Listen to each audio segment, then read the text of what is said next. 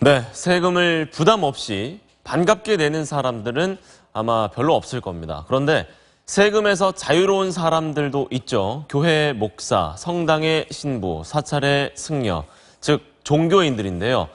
그렇다 보니까 줄곧 불공평하다라는 의견이 있어 왔고 종교인 과세를 추진하려는 움직임은 종종 있었지만 번번이 무산돼 왔습니다. 종교인 과세가 처음 논의된 건 1968년 이낙선 초대 국세청장 때입니다. 목사, 신부 등 성직자에게 근로소득세를 부과하겠다고 밝혔지만 실행에 옮기지는 못했습니다. 그 후 다시 쟁점화된 건 2012년인데요. 당시 박재환 기획재정부 장관이 국민 개개인이 세금 부과 대상이란 관점에서 예외를 인정하기 어렵다며 종교인 과세 의지를 밝혔습니다. 그런데 역시 종교계의 반발로 국회 처리가 무산됐습니다. 그러다 2015년 국회는 종교인 과세를 포함한 세법 개정안을 드디어 통과시켰는데요. 법대로라면 2년의 유예 기간을 거쳐서 내년부터는 종교인 과세를 시행하게 됩니다. 그런데 최근 김진표 국정기획자문위원장이 종교인 과세는 전혀 준비가 안 된 상태다라면서 종교계에 큰 혼란이 야기될 수 있다고 내년 시행을 반대하고 나선 겁니다. 또다시 2년을 유예하자는 생각인데 이러다 또 무산되는 게 아닌가 하는 전망도 나오고 있는데요. 종교인에게 세금을 면해주는 가장 큰 이유는 그들의 활동을 근로가 아니라 봉사로 분류하기 때문입니다. 그래서 무조건 면제해줘야 된다 이런 입장이 있는 반면에 봉사란 이름으로 꼬박꼬박 발생하는 수입에 대해서 세금을 내지 않는 것, 소득 있는 곳에 세금 있다라는 기본 정의를 깰 만한 명분이 될 수 있을까요? 여러분 생각은 어떠십니까? 평에 오르던 분들이 많은 네. 것 같습니다. 근데 일단은 뭐 공통적인 게 다 지금 말씀하신 대로 현역 의원들이고 그래서 일부에서는 다 뭐 생각을 하지만 아마도 인사청문회를 가장 의식한 거 아니냐 하는 얘기를 하고 있습니다.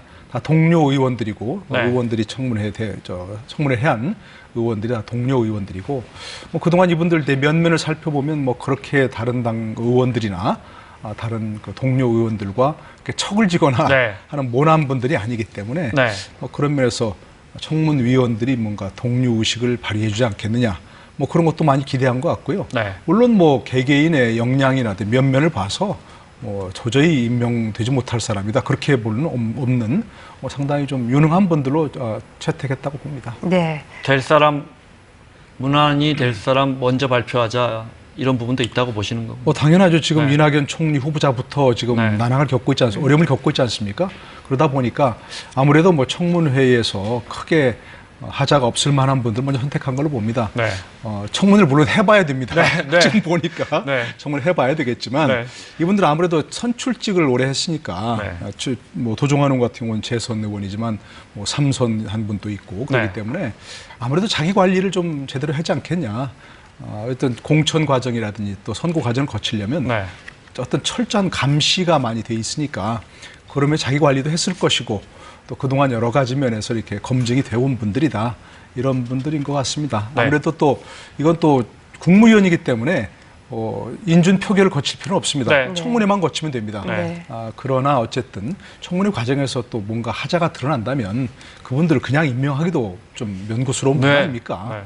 그렇기 때문에 청문회를 무난히 거칠 만한 그런 분들을 많이 선택한 것이 아닌가 싶습니다. 네, 그럼 한 명씩 좀 살펴보도록 하죠. 먼저 김부겸 행정자치부 장관 후보자.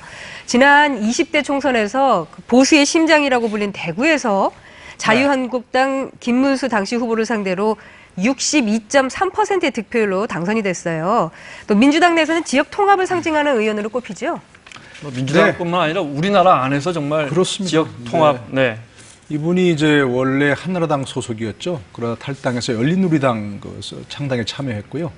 그 이후에 군포에서 모르겠습니다. 뭐 지역 기반도 탄탄하고 상당히 본인 호평을 받고 있었고 차기 어떤 상당히 올해 미래의 대통령감이다 하는 얘기까지 듣고 있었고요. 그렇기 때문에 지역 기반 탄탄하고 좀 쉽게 당선될 수 있었는데 좀 대구로 내려가가지고 19대 때 그렇게 지역주의 타파를 해가지고 타파를 기치로 내걸고 그 대구에서 수성갑에서 출마했었죠. 수성갑은 일종의 뭐 우리 서울의 네. 뭐 강남처럼 네. 일종의 한나라당, 과거 이제 한나라당, 새누리당, 지금의 자유한국당처럼 보수의 본산이라고 하는 것인데 수성갑은 그 중에서도 본산이라고 네. 하고 있습니다. 출마해서 일단 그때는 떨어졌었죠. 그럼 그때도 40% 득표했었고요. 대구시장 출마했었는데 그때도 저 대구 전 지역에서 40% 이상 득표를 했었고요. 그리고 대구 수성갑에서는 당선자인 권영진 그 시장보다 더 높은 득표를 받아서 깜짝 놀라게 했었죠. 이번에 어쨌든 좀 지역주의 타파를 네. 기초로 내걸고 성공한 그런 정치인이라고 할 수 있죠. 네. 군포에서 왜 그 내려갈 때 그 배경이 군포에서 17대 18대 잘 하다가 왜 다시 고향으로 가게 됐을까요? 대구로. 뭐 어쨌든 지역주의 타파를 기초로 내걸고 있었는데요. 네. 뭐 단순히 그것만이 아니고 먼 장래를 바라본 것이다. 네. 그런 생각도 합니다. 우리 이제 한나라당 소속이었다가 2002년도에 노무현 대통령이 당선되고 2003년도에 네. 탈당을 해서 이제 이 열린우리당 창당에 참여했거든요. 네. 그래서 아마도 노무현 전 대통령을 모델로 해서 네. 지역주의 타파, 물론 더 큰 명분이 있지만 네. 지역 타파라는 뭐 그래서 노무현 전 대통령이 부산에 가서 네, 종로에 오랫동안, 지역구에 있었지만, 종로에 네. 있다가 지역구에 부산에 내려가면서 지역주의 타파를 모델로 해서 어떤 노사모가 생긴 그런 네. 배경이 되었고 지역주의 타파의 모델처럼 그런 그 정치인이 되었기 때문에 네. 이분도 정치적 꿈을 더 크게 키우기 위해서 뭐 그런 것일 수도 있고요. 네. 뭐 어쨌든 고난의 길을 택한 것이 네. 그렇게 평가받았었죠. 어떻게 보면 역시 또 고난의 길을 택한 김영춘 의원도 비슷한 케이스라고 비슷한 사례라고 할 수도 있을 것 같아요. 예, 김영춘 그렇습니다. 의원 보겠습니다.